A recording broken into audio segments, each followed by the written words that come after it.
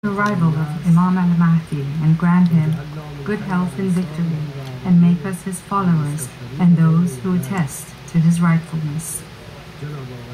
President,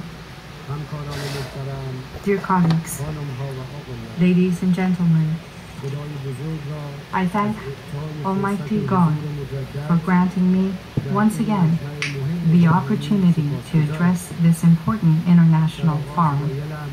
I wish at the outset to begin by congratulating you for having assumed the presidency of the 64th session of the UN General Assembly, and wish every success in your efforts. I also extend my thanks to His Excellency Mr. Miguel Diaz-Canel, President of the 63rd session of the General Assembly, for his excellent stewardship and work during his term. Dear colleagues, over the past 4 years, I have spoken about the main challenges facing our world. I have discussed the roots and underlying causes of these challenges and the need for world powers to review their outlook and work out new mechanisms to address the pressing international problems before us. I have talked about the two conflicting outlooks prevailing in our world. One that is based on the predominance of its materialistic interests through spreading inequality and oppression, poverty and deprivation, aggression, occupation, and deception, and tends to bring the entire world under its control and impose its will on other nations. This outlook has produced nothing but frustration, disappointment, and a dark future for the entire humanity. The other outlook is the one that espouses with the belief in the oneness of the Almighty God, follows the teaching of His messengers, respects human dignity, and seeks to build a secure world for all members of the human community, in which everybody can equally enjoy the blessings of sustainable peace and spirituality. This latter is an outlook that respects all human beings, nations, and valuable cultures in defiance of all types of discrimination in the world, and commits itself into a constant fight to promote equality for all before the law on the basis of justice and fraternity, laying a solid foundation to guarantee equal access for all human beings in their quest to excel in knowledge and in science. I have laid emphasis time and again on the need to make fundamental changes in the current outlook on the world and mankind in order to be able to create a brighter tomorrow. Friends and colleagues, today, I wish to share with you a few points about the changes that should take place. First, clearly, the continuation of the current circumstances in the world is impossible. Current inequitable and unfavorable conditions run counter to the very nature of humankind and move in a direction which contravenes the truth and the goal behind the creation of the world.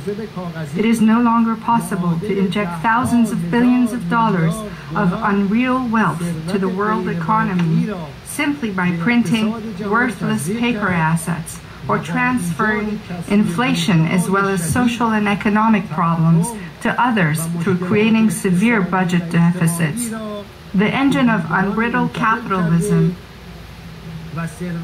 with its unfair system of thought, has reached the end of the road and is unable to move.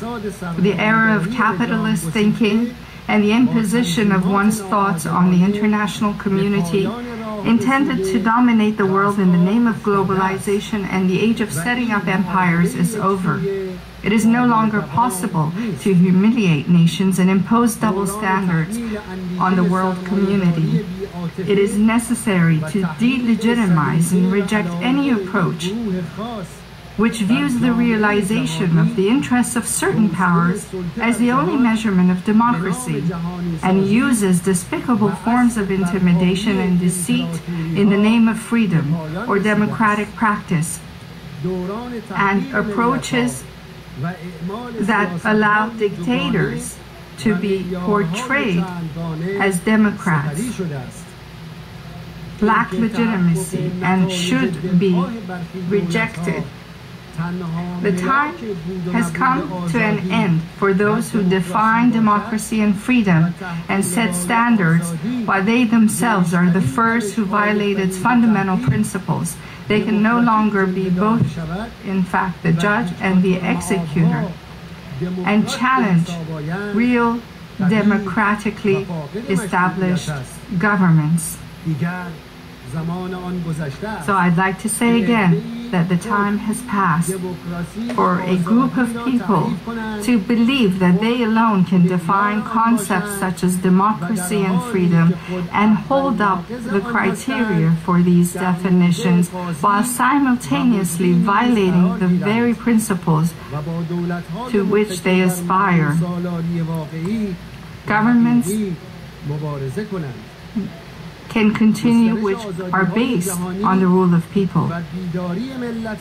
The awakening of nations and the expansion of freedom worldwide will no longer allow others to continue their hypocrisy and vicious attitudes. Because of these reasons, most nations, including the people of the United States, are waiting for real and profound changes. They have welcomed and will continue to welcome changes. How can one imagine that the inhuman policies in Palestine may continue to force the entire population of a country out of their homeland for more than 60 years by resorting to force and coercion, to attack them with all types of arms and at times even prohibited weapons, to deny them their legitimate right to self-defense, while much to the surprise of the international community, calling the occupiers peace lovers and portraying victims as terrorists.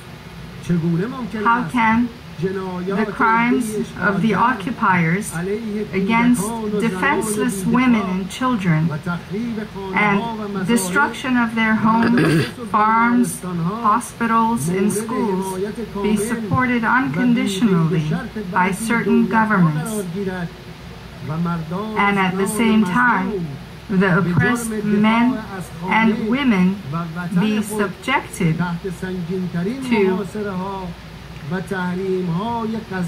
the heaviest economic blockade, which denies their basic needs, food, water, and medicine, and leads to genocide. They are not allowed to rebuild their homes even, which were destroyed during the 22-day barbaric attacks carried out by the Zionist regime as winter was approaching. That's right.